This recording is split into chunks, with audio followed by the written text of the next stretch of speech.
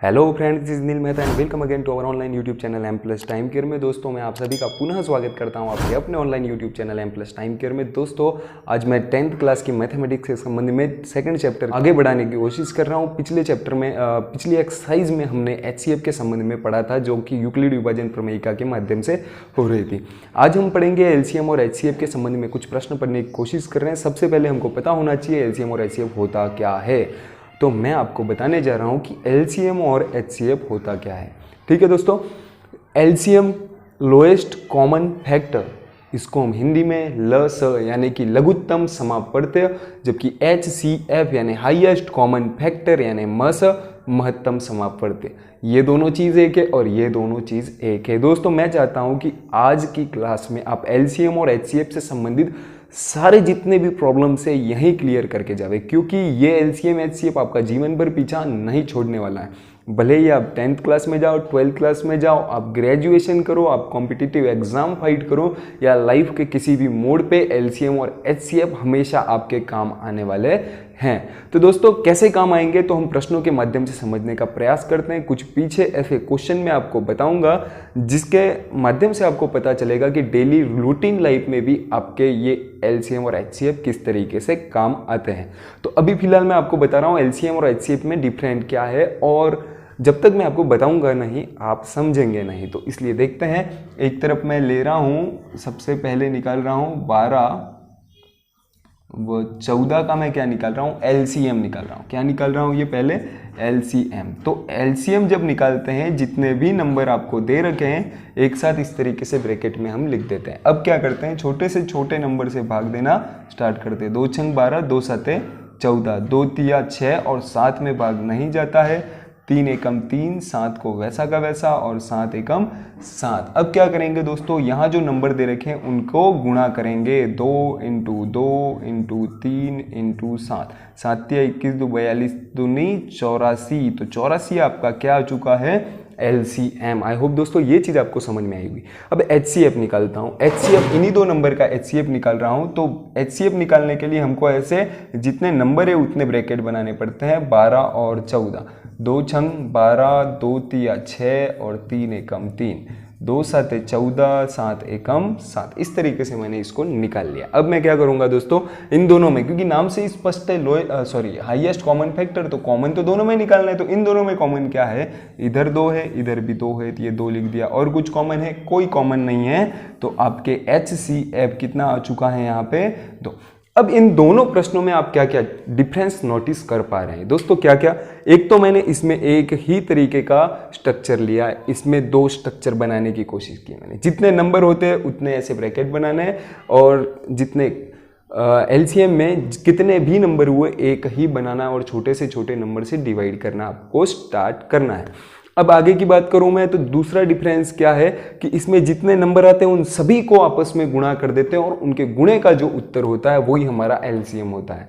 जबकि HCF में क्या होता है, जितने भी नंबर्स को हमने अलग अलग उसके अभाज्य गुणनखंड किए हैं, उन अभाज्य गुणनखंड में तीनों में या दोनों में जो आ रहे हैं उन्हीं को लिखते हैं। या दोनों में आ रहा है तो ही लिखा, इधर 2 आ रहा है इधर नहीं आ रहा है तो नहीं लिखा, इधर 7 है इधर नहीं है तो भी नहीं लिखा। दोनों में होगा, या जितने भी नंबर है उसमें सब में एक साथ होगा, उसी नंबर को यहाँ कॉमन के रूप में लिखा जाता है। और अंत में जितने भी कॉमन आते हैं उनका आपस में गुणा कर देते हैं, तो वो हमारा क्या हो जाता है, HCF। ये तो मैंने मुख्य 2 बातें बता दी। इनसे इंपॉर्टेंट चीज जो एकदम सटीक रूप से LCM और HCF की परिभाषा बन सकता है वो ये चीज है। आप यहां नोटिस कर रहे होंगे LCM का उत्तर बड़ा जबकि HCF का उत्तर छोटा है।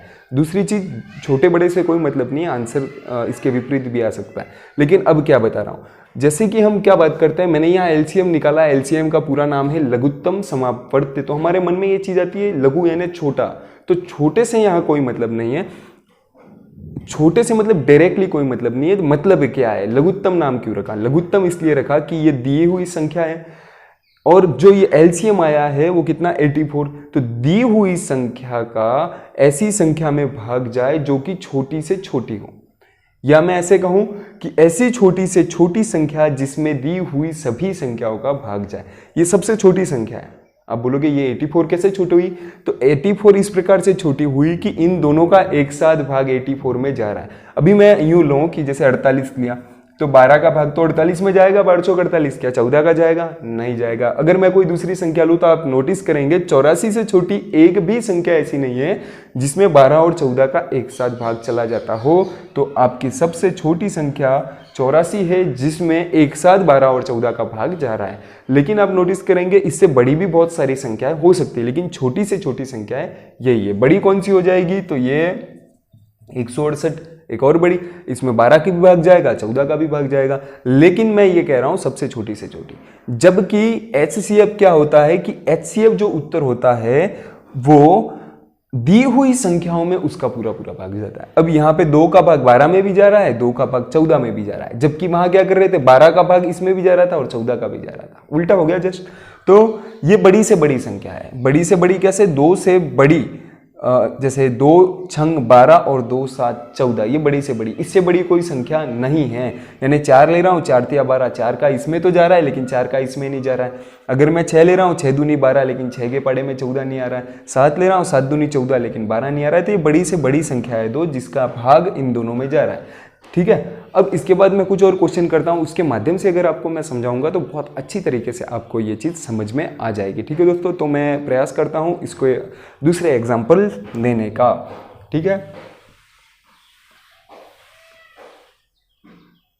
जैसे आप अभाज्य गुणनखंड करना तो सीख ही गए होंगे।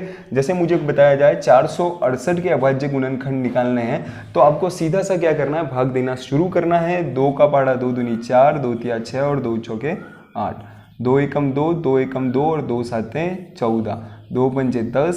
सॉरी, अब देखो यहाँ पे मुझे क्या है, 2 का भाग नहीं जाएगा क्योंकि पीछे 7 है और 7 एक विषम संख्या है। तो यहाँ पे 3 का भाग देना पड़ेगा, 3 तिया 9, अब 2 बचा है, 3 9 27, 3 एकम 3, 3 तिया 9, अब 13 आ गया। 13 एक अभाज्य संख्या है तो इसमें किसी और संख्या का भाग नहीं जाएगा। तो 2 into 2 into 3 into 3 13, 2 into 2 into 3 into 3 into 13, ये इसके अभाज्य गुणनखंड हो चुके हैं। ठीक है, अभाज्य गुणनखंड से रिलेटेड अगर कोई भी प्रश्न आता है तो आपको इसी तरीके से सॉल्व करना है। ठीक है दोस्तों, अब नेक्स्ट हम पढ़ रहे हैं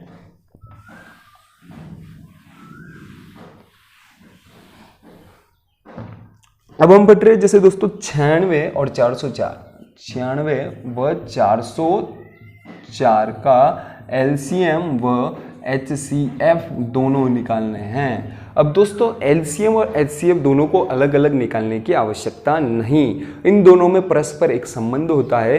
क्या संबंध होता है? देखिए LCM, ये चीज आप नोटिस करके चलना, ये आपके काम आने वाला है। LCM इंटू HCF बराबर 2 पूर्णांकों का गुणनफल। 2 पूर्णांकों का गुणनफल ये हो जाएगा आपके परिभाषा। अब ये कैसे काम आने वाला है मैं आपको बताता हूँ, ये काम कैसे करता है। अब देखते हैं ये काम कैसे करता है। तो सबसे पहले मैं इन दोनों में से चाहे LCM पहले निकालूं चाहे HCF, आपकी सुविधा के अनुसार दोनों में से पहले कोई भी निकाल सकते हो। तो मैं निकालने का प्रयास करता हूं HCF। ठीक है दोस्तों, तो मैं HCF निकाल रहा हूं। तो HCF के लिए मुझे क्या करना पड़ेगा, दोनों को अलग अलग, इधर 96 और इधर 404 यानी 404, 2 चौके 8 और 2 आटे 16, 2 दूनी 4, 2 चौके 8, 2 एकम 2, 2 दूनी 4, 2 छंग 12, 2 तिया 6 और 3 एकम 3। इस तरीके से इसको भी 2 दूनी 4, 2 दूनी 4, 2 एकम 2, 2 एकम 2। अब 101 में किसी संख्या का भाग नहीं जाता है तो मैं 101 एकम 101 ये निकाल लिया। अब इन दोनों में कॉमन क्या है, एक बार 2 इधर एक बार 2 इधर, तो ये 2 लिख दिया। ये क्या निकल रहा है आपके HCF निकल रहा है, इधर भी 2 इधर भी 2, ये इनटू में 2 और कहीं 2 आ रहा है, 101 भी नहीं आ रहा है, तो यहाँ सीधा आंसर आ गया आपके 2 दूनी 4। तो ये HCF आपके निकल चुका है। अब मैंने जो सूत्र आपको बताया है, HCF निकल चुका है, LCM भी निकालना है। अब सीधा हम ये सूत्र का उपयोग करेंगे। अब सूत्र का उपयोग कैसे करेंगे, LCM इंटू HCF। अब LCM नीचे लिखना है आपको, ये LCM इंटू HCF है, तो LCM तो आपको पता ही नहीं है, इंटू HCF आपके 4 निकल चुका है, इंटू क्या बराबर क्या बोल रहा है, 2 पूर्णांकों का गुणनफल, या दोनों पूर्णांकों का, दोनों पूर्णांक जो आपको सवाल में दे रखे हैं उन्हीं का गुणनफल आपको करना है। तो मैं यहाँ क्या कर रहा हूँ, 96 इंटू 400, 4। ये हो चुके हैं दोनों आपके सवाल। अब दोस्तों नेक्स्ट क्या करना है, आपको ये चीज तो बहुत अच्छे से पता है कि जो गुणे में होता है पक्षांतरित करने पर बराबर में कहाँ चला आता है, बटे में चला आता है। तो मैं इनको बटे में ले आता हूँ। LCM बराबर 96, 4 इंटू 400, 4 बटा 4, 4 एकम 4 और 4 एकम 4। अब सीधा इन दोनों का मुझे क्या करना है दोस्तों, गुणा करना है। तो ये हो जाएगा 96 एकम 96 हासिल 9, ये हो गया 96 एकम 96। तो दोस्तों मेरा उत्तर कितना आ चुका है, ये। ठीक है, अब जैसा कि आप देख पा रहे हैं ये LCM भी मैंने फाइंड आउट कर लिया है। 96 एकम 96 हासिल 9, 96 9, 96 एकम 96। ठीक है दोस्तों, जैसा कि आप देख पा रहे हैं बहुत अच्छी तरीके से हमने इसको सॉल्व कर लिया है। आई होप आपको इन सब प्रश्नों में कोई दिक्कत नहीं हुई होगी। ये मैंने क्या कर लिया है, फाइंड आउट HCF। ये क्या है, HCF। और LCM को मैंने कैसे फाइंड आउट किया, इस सूत्र के माध्यम से या इस LCM और HCF के संबंध के माध्यम से इसको सॉल्व कर दिया। मेरी इच्छा होती तो मैं पहले LCM को ज्ञात करके फिर ये सूत्र से भी HCF ज्ञात कर सकता था, तभी यही आंसर आता। ठीक है दोस्तों, कई कंडीशन में आपको दोनों संख्याओं में से एक संख्या नहीं दे रखी होगी, LCM HCF दो दे रखे होंगे, तो आपको पूछ रखा होगा एक संख्या तो 404 है, LCM आपका 9696 है और HCF आपका 4 है। तो बताइए दूसरा पूर्णांक यानी दूसरी संख्या क्या होगी। तब आप क्या करेंगे, दूसरी संख्या को x मान करके सॉल्व करेंगे। तो पक्षांतरण करने पे आपके x का जो मान आएगा वही आपके पूर्णांक यानी दूसरा पूर्णांक होगा। ठीक है दोस्तों, नेक्स्ट क्वेश्चन के बारे में बात करते हैं। अभाज्य गुणनखंड विधि द्वारा निम्नलिखित पूर्णांकों के महत्तम समापवर्ती ज्ञात करने हैं। तो दूसरे क्वेश्चन ले रहा हूं मैं, अभाज्य गुणनखंड विधि द्वारा। दोस्तों आई होप ये चीज जो मैंने अभी बताई आपको अच्छे से समझ में आ गई होगी। अभाज्य गुणनखंड विधि द्वारा 15, 21, 15, 12 और 21।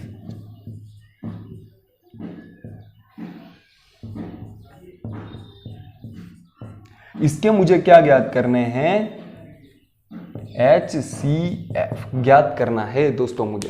तो मैं इसको कैसे ज्ञात करूंगा दोस्तों, वही हम जानते हैं HCF के लिए 3 अलग अलग स्ट्रक्चर मुझे बनाने पड़ेंगे। तो सबसे पहले मैं बना रहा हूं 12 का, ये 12 इधर मैंने बना लिया है 15 का, और इधर मैं बना रहा हूं 21 का। 2 छंग 12, 2 तिया 6 और 3 एकम 3, 3 पाँचे 15, 5 एकम 5, 3 साते 21, 7 एकम 7। इन तीनों में कॉमन क्या है, इधर भी 3 है, इधर भी 3 है और इधर भी 3 है। तो मेरा HCF 3 आ चुका है। इसके अलावा ऐसी कोई भी संख्या नहीं है जो तीनों में। क्वेश्चन के बारे में नेक्स्ट क्वेश्चन क्या है दोस्तों, आपके 24, 15 और 36। 24, 15 व 36 दोस्तों, इसका आपको क्या निकालना है, इसका भी आपको HCF ही निकालना है। तो सबसे पहले हम क्या करेंगे, फिर से इस तरीके से 3 भागों में बांट लेंगे। यहाँ हो जाएगा 24, 15 एंड 36।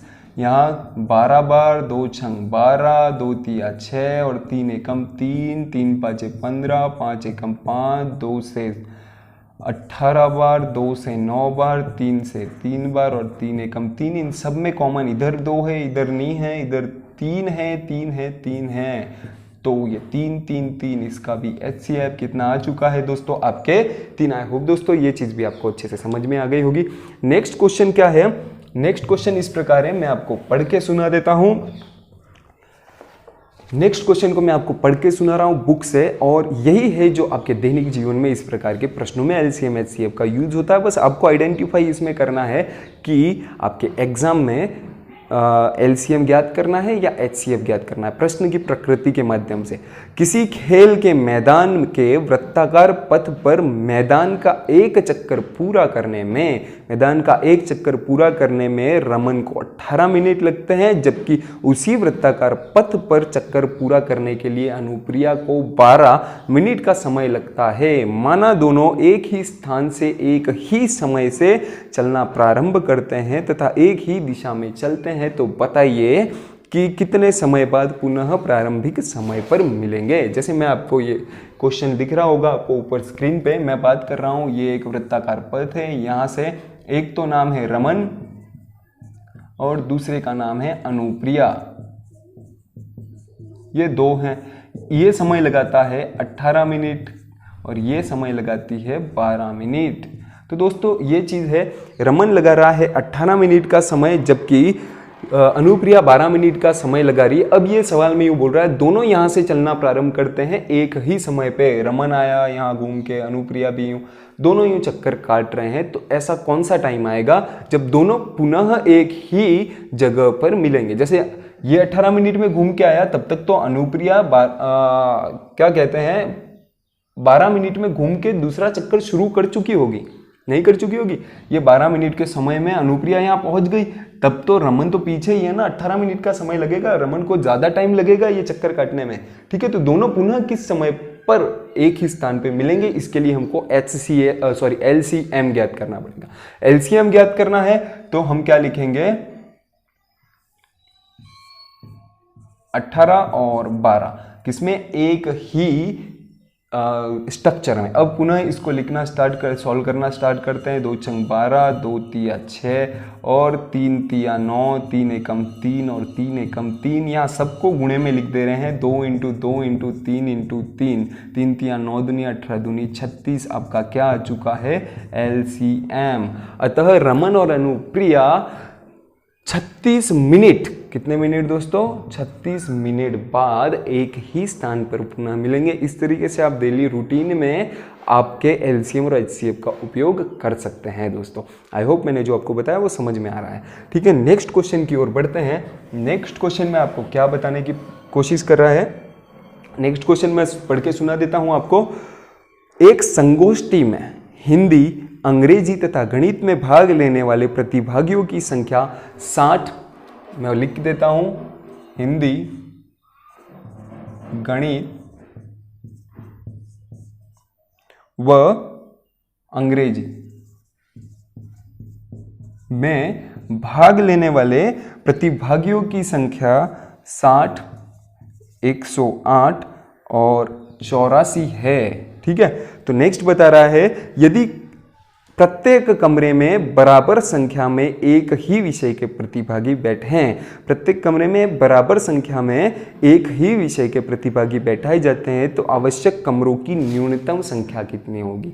कमरों की संख्या यानी कमरों को डिवाइड करना है। इसका मतलब सीधी सी बात है कि हमको इसमें HCF ज्ञात करना है। तो HCF ज्ञात करने के लिए हम भली भांति जानते हैं कि 60, 84 और 108 को मुझे क्या करना है, इसके अंदर लिखना है और इन सब को अलग अलग करके सॉल्व करना है। ये 30 बार कैंसिल हो जाएगा, ये 15 बार, ये 3 से 5 बार, ये 5 एकम 5 बार, ये 2 चौक 8, 2 दूनी 4, 2 दूनी 4, 3 सात 21, 7 एकम 7, 2 पंचे 10, 2 चौके 8, 2 दूनी 4, 2 साते 14 और 3 नमे 27, 3 तिया 9। इस तरीके से आपके आ चुका है ये। अब देखिए 2 और 3 ये तीनों में कॉमन है, तो इसके अनुसार हम बता सकते हैं दोस्तों कि हिंदी के 60 छात्र थे, गणित के 108 और अंग्रेजी के 84 हैं। तो उनको अगर बराबर संख्या में बैठा है तो टोटल कितने कमरों की आवश्यकता होगी। तो हमने HCF ज्ञात कर लिया है और उनको 12 कमरों की आवश्यकता होगी अगर उनको बराबर संख्या में बैठाना है। तो दोस्तों आई होप आपको ये चीज़ समझ में आई होगी। अगर मैंने जो आपको पढ़ाया वो अच्छे से समझ में आ रहा है दोस्तों तो बहुत बढ़िया बात है, नहीं आ रहा है तो मुझे कमेंट बॉक्स में ज़रूर बताएं। और दोस्तों मेरे चैनल की इतना सहयोग आपको ज़रूर करना है कि ज़्यादा से ज़्यादा दोस्तों अपने दोस्तों के पास इस शेयर की लिंक पहुँचानी है और उनको बताना है कि ऑनलाइन यूट्यूब चैनल पर मैथ, साइंस और इंग्लिश की क्लासेस चल रही है। इतना सहयोग मैं आपसे चाहता हूँ। Thank you so much again.